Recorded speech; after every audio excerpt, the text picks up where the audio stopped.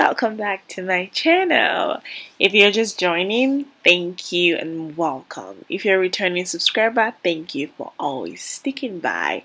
So today I'll show you how to make my favorite soup, Eforiro, and we'll start by heating up the palm oil to considerable temperature and then adding your pulse or roughly chopped onions and your pepper.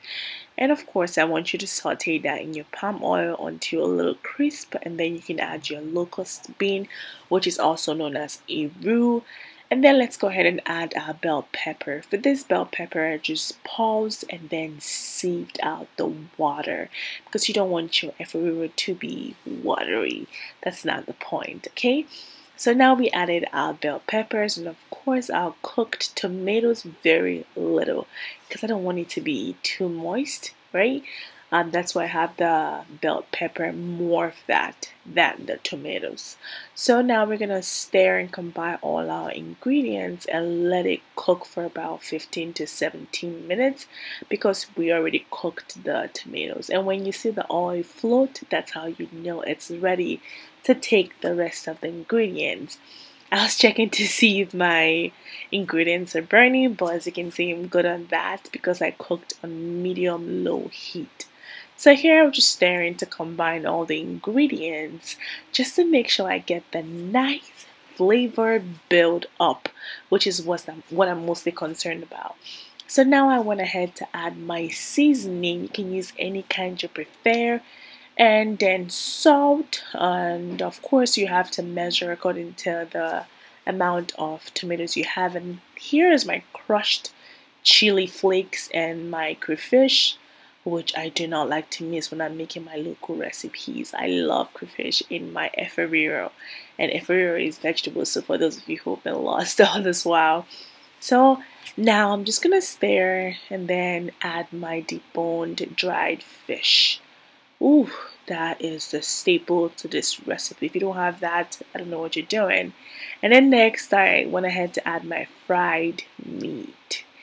And I know some of you would wonder why I got to fry the meat. You know, meat has a little bit of moist as well, so to reduce that water content, that's why I went ahead to fry the meat, just so I don't have to build water from other ingredients. So that's why I did that.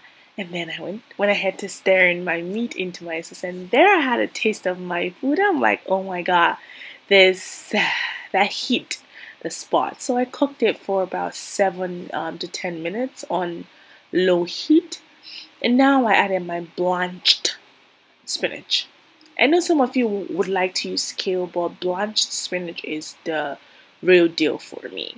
So what I did was cut up my spinach into half roughly, and then I cooked with little salt to kind of get the water out, and then I put my ice and water into a big bowl and then sieved out the spinach and then had it in the ice bath. That will leave your spinach very crisp, green, and of course not too watery when you add that to your sauce.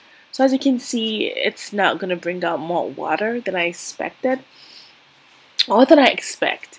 Then here, this is where I fell so deep in love with this recipe. As you can see, the green color of the spinach against the red sauce, it's just something that I would like to stare at for a very long time. So I was staring, I was falling so deep in love with my food. At this point, I could not just wait to eat. To be quite honest with you, I could not wait to eat. So here you want to stir just to combine all of your ingredients. You want the spinach to immerse well into the sauce, and of course give you a nice flavor. If you don't smell the flavor in your food, I don't know the point of cooking after all. So at this point, I was itching to go make my pondo, my amala, whichever one I desired.